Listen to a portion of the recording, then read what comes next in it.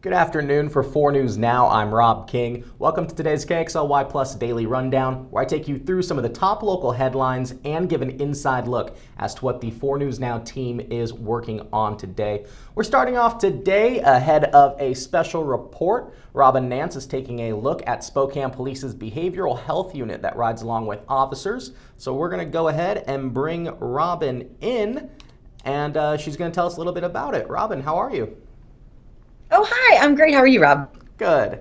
So I know it's about the behavioral health unit. Why don't you just tell us what people can expect watching your special report tomorrow?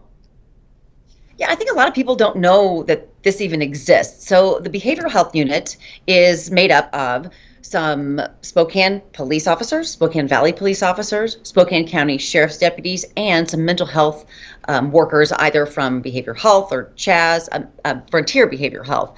And they work together and are very specialized in the kind of calls that they get sent to.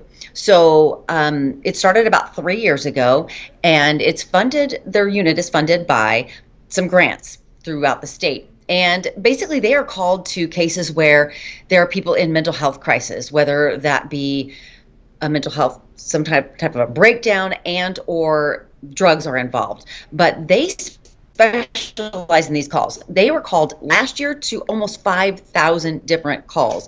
And the important thing to think about in all of this is, when a police officer is called out, they have to make some kind of reaction. They have to either, make an arrest, or then they, de-escalate the situation or something like that. And this specialized unit really focuses on giving these people more time, kind of helping them work through their issues. The goal really is to not criminalize mental health disorders. And this is a really great way that the city has found to address these situations where people are just in crisis and need something other than being thrown into jail or taken to a hospital. Absolutely. And 5,000 a day, that's like a dozen calls like this a day that they respond to just in that year. It is really something. And what I found is that just last year alone, in those almost 5,000 cases, 79% of them were handled without anybody going to jail or anybody going to the hospital. And a small portion of them were detained. Some of them had warrants that were not, that they needed to be addressed. And some of them, and I guess kind of important in this whole thing, is that there was no physical violence, that most of those people were just, put in handcuffs, taken away. A lot of times we are hearing more and more about, people in mental health crises who are, they have to be restrained, or they are, there's force used. And the real goal in this whole unit is to keep that from happening and to handle this in as humane a way as possible. And so what you're going to see in my special report, we get to hang out with a police officer who's a senior police officer with Spokane Police, and he is kind of a larger than life character. And his goal is to basically deal with these people and to do it in a very compassionate way. And his take on policing is very different than the way that a lot of police officers are trained. And he says that is training, and it's the way it has been, and he would like to see it change. And he really talks about compassion, but being realistic about what that looks like, in that, some of these people are in fact criminals. Some of them have warrants out for their arrest. Some of them are violent, but the majority of the people that he deals with are suffering from mental health disorders. And so he thinks that we have to approach it very differently than we have been in the past. And I think you could learn a whole lot about the approach and about just the outcomes. And it's really very impressive. At least that's what I took away from the whole thing. Absolutely. And this seems to be more of a modern way of policing and getting people help, instead of just throwing everybody in jail. Let's try to solve some of those issues that people are dealing with. Robyn, I know one of the constraints of television is we're pressed for time often, having to get to commercial breaks. So your report is, going to be a couple minutes in length. You probably had to cut some things. So what was something that you wish could have been in your special report that you still want people to be aware of? That's really important because so much of what we do is you have to just summarize and summarize and summarize because of time constraints. One of the things I wish I'd have been able to talk about was I asked this police officer, his name is Richie Plunkett. I asked him, what's the drawbacks in this and what's the hardest part of it? And there's a lot of hard parts in being a police officer, period. Sure. Much less than you deal with people in mental health crises. He says burnout, which it happens across the board, but that it's mentally exhausting to deal with people in crisis all the time. And you are not on your best behavior, but you are having to pull in all of these all this knowledge and all this when you have to keep calm and when you might be being attacked or the name calling and all kinds of things. It just really takes a toll, and that's part of the thing that I wish I had been able to talk about in the report, but I couldn't because there's so many other wonderful things that I had to try to get into the story. One of the things I forgot to mention is that a lot of times within these units, the behavioral health therapist is able to ride along with the police officers. In my case, we were not able to see that. We only rode along with Officer Plunkett. He has a mental health provider assigned to him once or twice a week, and there is a shortage right now, as in so many different jobs, a shortage of police officers, but a shortage of mental health providers too. So they're spread really thin, and that person was not able to be with us when we rode with Officer Plunkett. He has a background in social work, so he's kind of amazing in that he has a special, I guess, expertise in this. Sure. So he comes about things in a different way, but I really wish we would have been able to see a mental health provider riding along with an officer, because I think that is a really important part of this whole thing. It's an approach that they all work together. So while he can, with his computer, look up and say, oh, I recognize so-and-so, and this person has been trespassing at this place and this place, and he's, spent time in jail or whatever.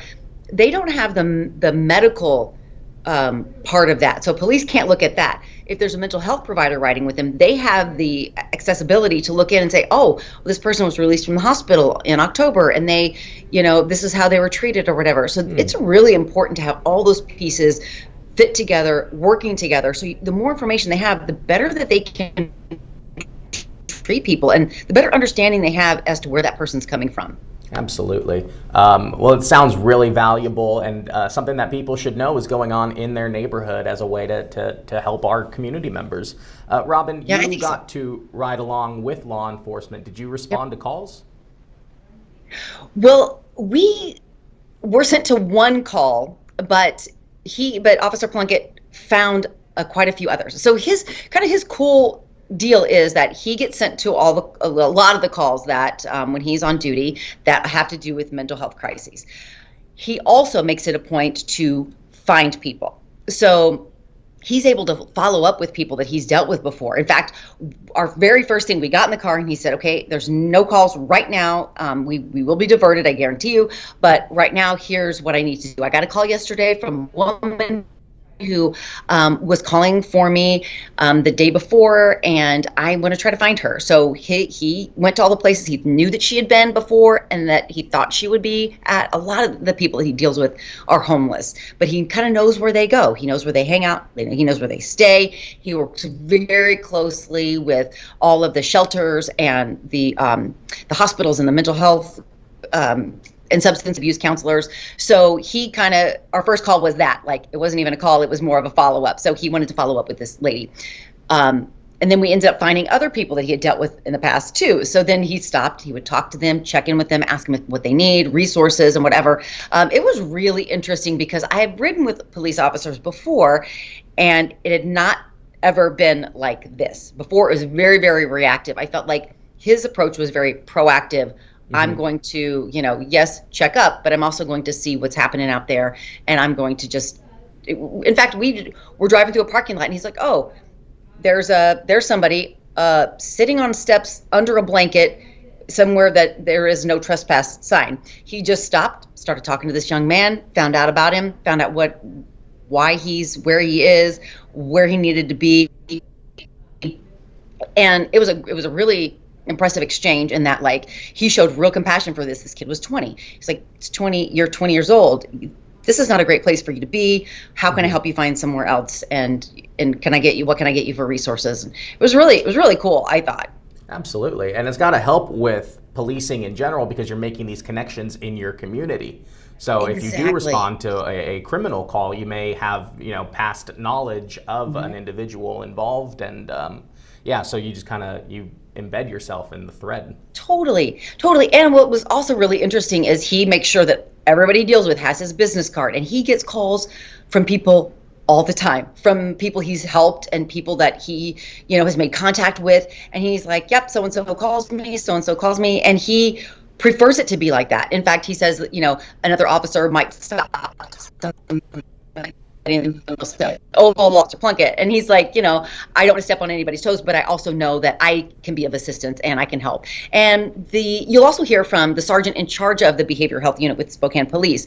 And he really talks about, hey, our officers are mostly on a Band-Aid approach. Like we are going and we're basically throwing a Band-Aid on this and moving on to the next thing because we got 20 calls waiting for us. So he said this unit is very special in that it's not that Band-Aid. It is that follow-up. It's that, it's the triage, and it's the taking care of the situation, and then, hopefully sending somebody off with a better outcome than they would have had it just been an officer who is basically like just trying to get through the call. Sure.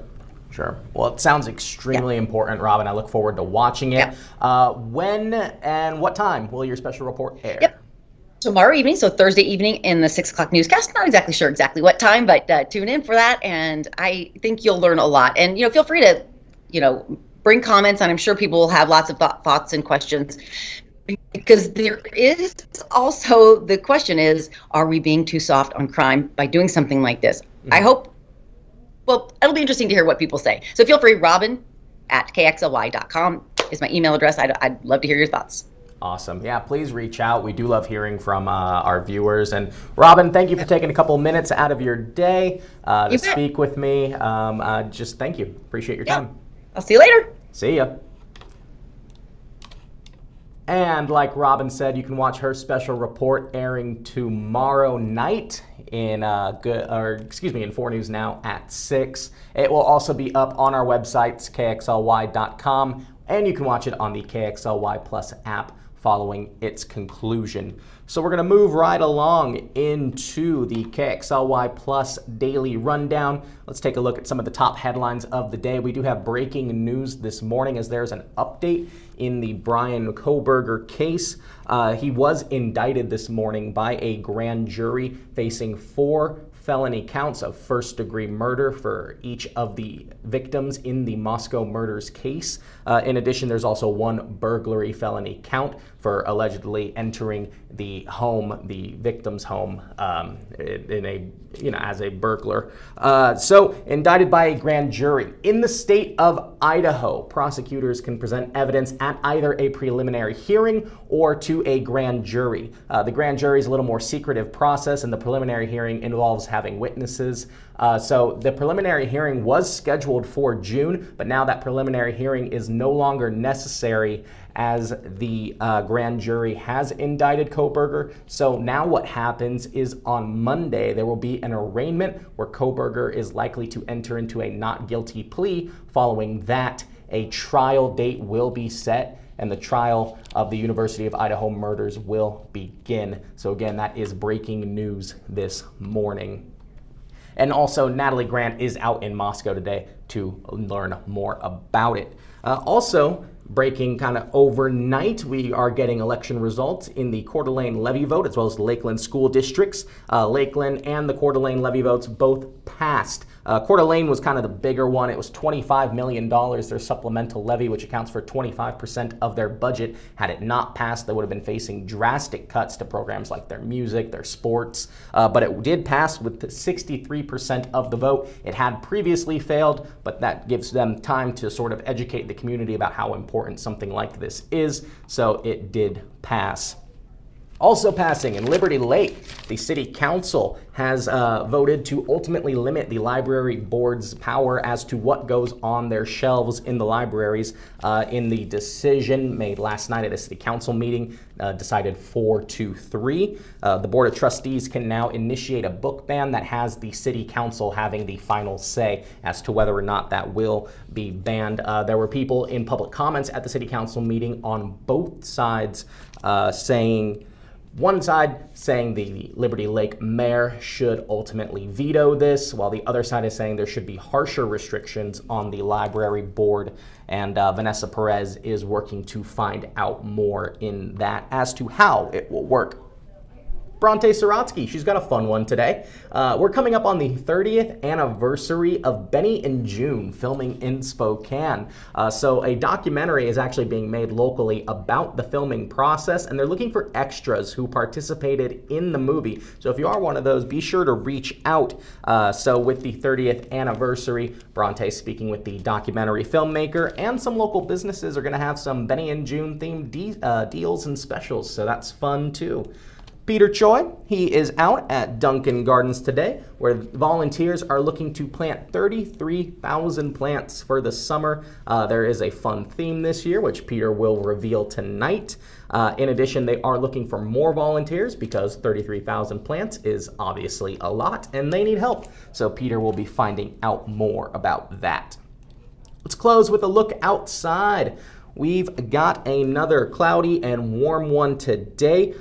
We're seeing possibly some isolated thunderstorm activity, but not as bad as yesterday. Colville could be getting the most of the rain today. These are the highs from around the region. You can see upper 70s, low 80s for Spokane and Coeur d'Alene, a little warmer down south in Lewiston and Tri-Cities, but the whole state of Washington is going to be feeling the heat as well. You can see it won't start cooling down until you get well into Montana.